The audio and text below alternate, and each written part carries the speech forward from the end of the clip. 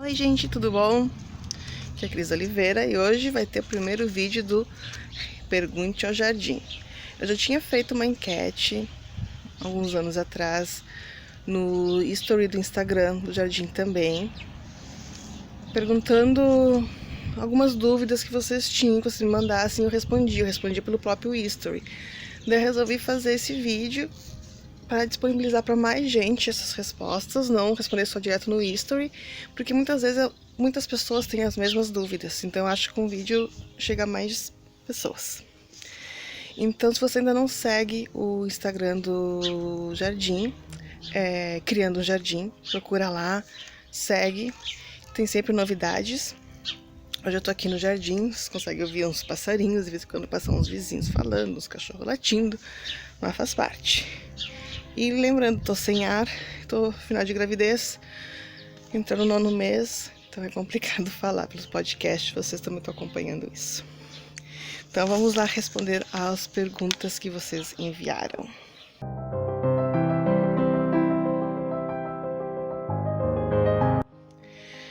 Então, a Bruna, um beijão pra ti. Bruna é uma querida, tá montando uma horta lá no jardim dela, tô acompanhando pelos stories dela, tá ficando show de bola, tá ficando muito legal. E ela tem um podcast muito show, que é o Bolada Cast, no YouTube.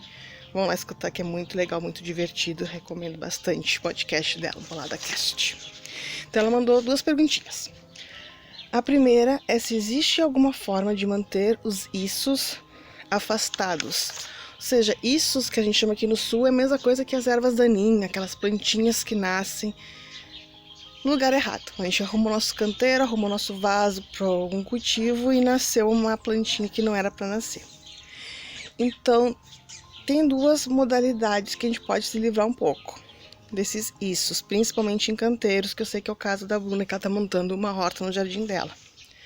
Primeira coisa é que a gente prepara o solo, que a gente faz todo o processo de capina, para limpeza do solo, tirar a grama, tirar as plantas que tinham ali, para fazer a semeadura ou colocar nossas mudinhas.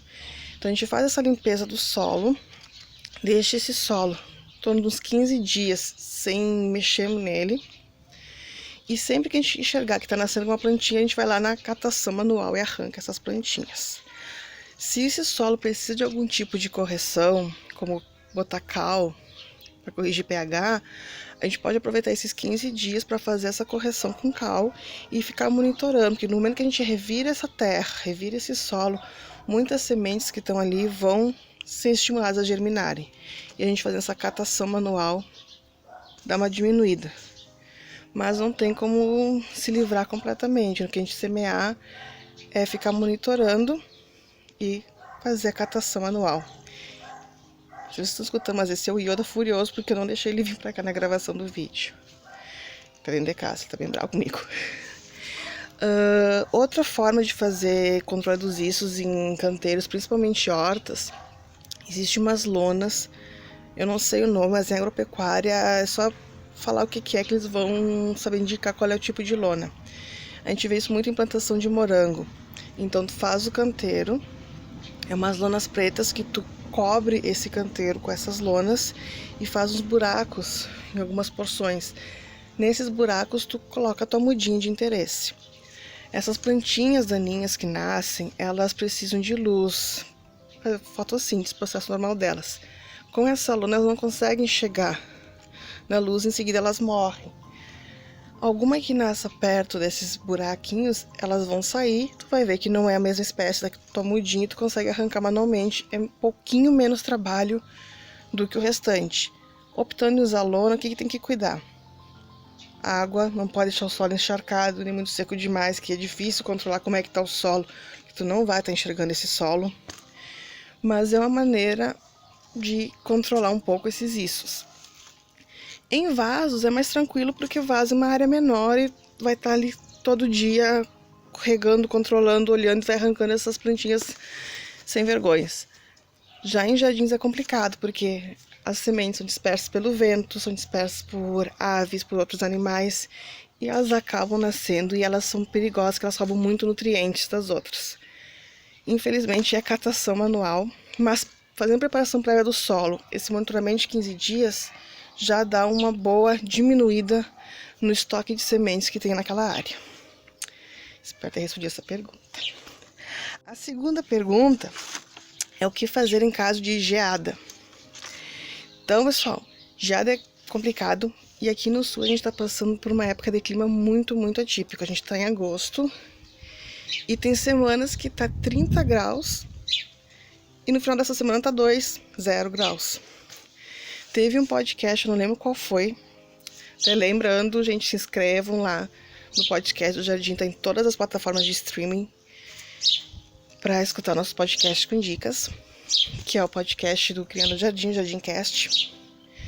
E eu gravei o episódio do podcast num dia que tava muito frio, acho que era umas 10h30 da manhã, tava uns 4 graus, uma coisa assim, tava muito, muito frio. E quando eu postei na segunda-feira, que eu sempre faço postagem nas segundas, tava 30 graus. E eu ouvindo lá, editando o podcast pra fazer a postagem, eu comentando no podcast, porque hoje tá muito frio aqui no sul, porque amanheceu a 0 graus. E eu, meu Deus, tá 30 graus, eu tô de regata. Eu gravei na semana anterior. Então a gente tá com um clima muito louco. E pra controlar a parte de formação de geada, nossas plantas é complicado. Aqui, gente, vocês conseguem ver, tá com reflexo. Aqui em cima, essa gigantona aqui, é uma moreira. A moreira é uma árvore caducifólia, ou seja, no frio ela perde as folhas. E normalmente é em agosto que eu faço a poda de manutenção, dou uma desgalhadinha nela, deixo ela mais bonitinha, mais copada. Para que em setembro, que quando ela começa a brotar, ela esteja mais no formato, que eu vou dando uma condução nela. Gente, nós estamos em agosto. Ela tá completamente cheia de folha, cheia de fruto, flor, tudo.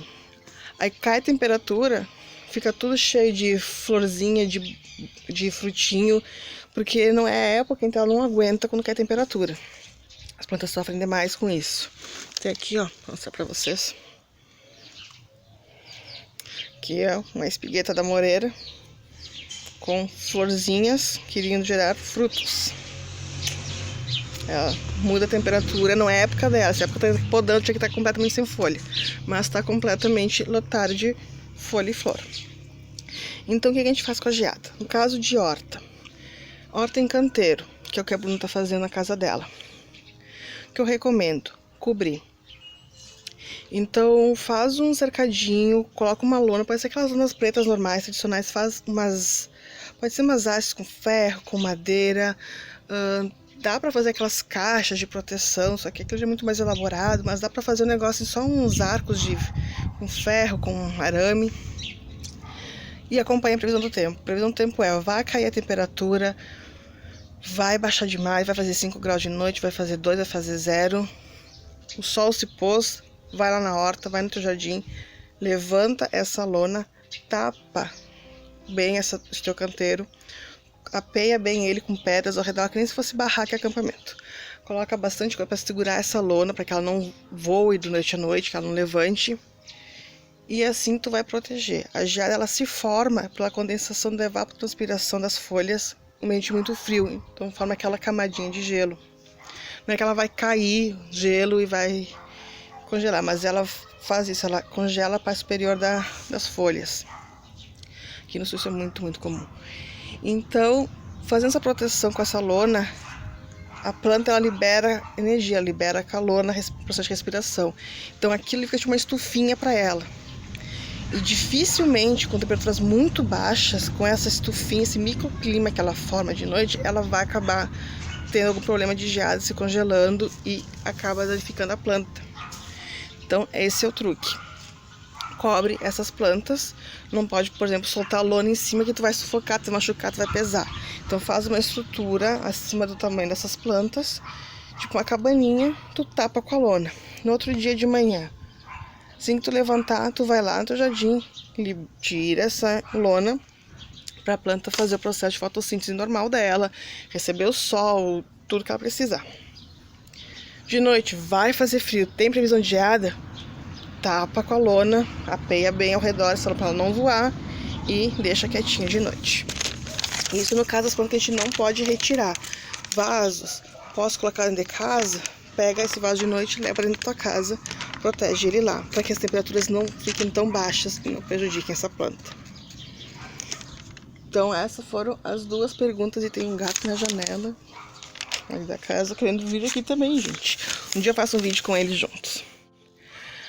Além disso, apareceram outras perguntas. E tem algumas perguntas que foi da primeira vez que eu fiz as enquetes no Instagram do Jardim, que eu vou aproveitar e responder aqui para vocês. Então, qual é o melhor horário para rega das plantas?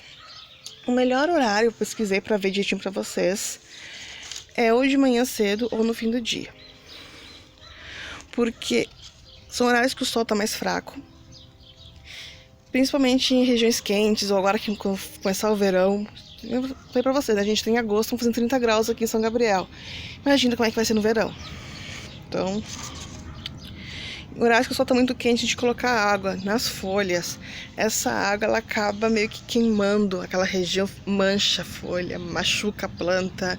Tem que cuidar para colocar só na terrinha, mesmo assim ela pode ser muito forte para a microbiota. Então, evitar sempre os horários de sol intenso. Então, sempre de manhã, até umas 9, no máximo 10 horas, e depois às 4 da tarde são os melhores horários para fazer a rega em qualquer planta. Dentro de casa, uma planta que não pega sol direto é mais liberado, mas plantas que pegam sol direto, principalmente de jardim, esse é o melhor horário. Aqui é umas perguntas sobre os terrários. Então, teve uma época que a gente fazia muito terrário, a gente vendia os terrários, agora a gente parou com isso, a gente está só mesmo com conteúdo informativo, mas existiam essas dúvidas nos terrários. Então, eu vou responder para vocês. Se as plantas não sufocam nos terrários fechados. Então, terrário fechado é aquele terrário que é um vidro, que tu coloca ali a planta, faz um micro habitat, fecha, põe uma rolha, põe uma tampa e não abre mais, sabe? Uma vez cada 6 meses, para dar um pouquinho de água, se necessário. Elas não sufocam porque elas mantêm um micro habitat, lembrando todo o processo de fotossíntese da planta. Então ela consegue manter toda essa regulagem e forma um micro habitat, uma microatmosfera. Tanto que se você for pegar, abrir esse vidro, a minha planta cresceu demais, está muito apertada, eu vou transplantar ela para um vaso. Abrir, tirar a planta ali de dentro e colocar no vaso, ela vai morrer. Tem que fazer todo um processo de aclimatação nela, para aos pouquinhos ela ir se acostumando com o nosso ambiente externo, fora daquele micro habitat dela, para poder fazer o plantio. Eu já fiz isso, mesmo sabendo, a gente fez aclimatação, por causa quando eu trabalhei com cultivo de plantas em laboratório, a gente sabia da aclimatação. Eu fui fazendo devagarzinho a aclimatação. Tive um problema desgraçado para tirar a planta dentro do vidro, que a boca era muito pequena, e acabou que a minha planta não resistiu quando eu transferi, tá? Viu? Todo mundo tem problema com plantas, né? Não é tão simples assim o negócio. Mas sabendo os macetes, a gente consegue ir bem. O problema foi a boca do vidro, que era muito pequena. Eu acabei judiando muito da mudinha quando eu tirei. Ela estava muito grande mesmo e ela não aguentou o transplante. Outra pergunta. Quando esses terrários fechados, terrários em vidro, tanto faz fechado ou aberto, como eu faço para tirar o excesso de água? Quando eu coloco muita água, como é uma região, um espaço com pouca terra e encharca. Normalmente esses terrários são, se for os abertos, são suculentas, né? Os fechados daí a gente não usa suculenta, mas os abertos usa suculenta. Como faz para tirar o excesso de água? Um truque é papel higiênico. Pega um papelzinho, coloca ali para ele ir absorvendo todo aquele excesso de umidade da superfície. Não vira o terrário, vai dar estrago. Põe um papel absorvendo. É um terrário, uma garrafa com uma boca pequena, enrola num palito de espeto, um palitinho de dente, um papelzinho, mergulha ali, só coloca ali até absorver. Encheu esse papelzinho de água, troca o papel, faz a mesma coisa até secar aquela superfície, tira todo o excesso de água. E a última pergunta, que essa pergunta me surgiu tanto quando eu participei de uma entrevista, que eu fui convidada pela Unipampa Uruguaiana para participar de uma entrevista sobre hortas. E essa pergunta surgiu lá e já tinha surgido essa pergunta também no primeiro Pergunte ao Jardim, que tinha rolado no Instagram. Que era se eu posso usar aquela terra comprada sozinha em vasos. Aquela terra de floricultura, terra preta, terra adubo orgânico que dizem, mas que não é só adubo, que é terra mesmo, que vende em sacos em floriculturas. Gente, pode. que muda, que tem que cuidar? Tipo de planta. Tu vai usar uma planta que precisa de um ambiente mais seco, não muito úmido, muito encharcado, tu vai misturar uma parte de areia nessa terra. É uma planta mais tranquila, pode usar direto ela no vaso. Lembrando, sempre que for plantar em vaso, tem que ter uma camada de drenagem. Aquela camada pode ser com brita, pode ser com caco de tijolo, pode ser com caco de telha, pode ser com isopor. Pega isopor, comprou alguma coisa que veio com isopor, quebra o isopor, pica o isopor e usa. Até para vasos aéreos, jardins verticais é muito utilizado isso de drenagem, isopor que não pesa. Se quer uma coisa mais sofisticada, pode pegar aquelas argilas expandidas, mas aí já é muito mais caro. Eu vou pelo mais tranquilo. Então isopor usa, dá o mesmo resultado, tem que ter uma camada de drenagem. Se tu colocar direto a terra no vaso, encher o vaso de terra, vai ficar muito úmido. Então faz isso, é melhor e pode colocar a terra normal. Cuidar do negócio de regas. Essa é uma terra que facilmente fica muito úmida, mas ela tem bastante nutrientes. Vai plantar uma suculenta, vai plantar um cactus, aí opta em fazer uma mistura de areia. Pode ser 50-50 ou se não 30% de areia e o resto de terra. Tá bom? Bom, pessoal, esse vídeo já vi que tá ficando longo, eu gosto de falar. Mas foi para responder as perguntas, então eu agradeço todo mundo que enviou as perguntas. Lembrando, sigam lá o Jardim no Instagram, eu Criando um Jardim. Também tem a nossa homepage no Face. De tempos em tempos eu vou trazer enquetes, levantar essas enquetes lá no Instagram para vocês tirarem as dúvidas de vocês, mandarem as perguntas que vocês querem que eu responda. E eu vou gravar um videozinho respondendo. Fora isso, gente, se você nos acompanha no Jardim, gosta do nosso trabalho, quer continuar recebendo esses materiais, a gente está com financiamento coletivo no Catarse, que é para continuar mantendo a regularidade do blog, continuar pesquisando realmente demanda. Então, com esse financiamento coletivo, a gente quer atingir algumas metas para crescer cada vez mais o blog e que a gente tenha condições de manter o blog.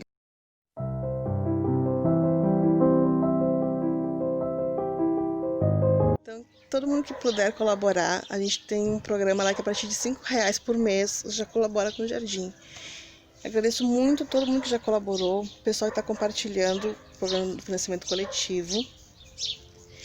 E a ideia é essa, a gente conseguir atingir a meta inicial. A primeira meta é começar a fazer mais postagens, mais vídeos, mais podcasts.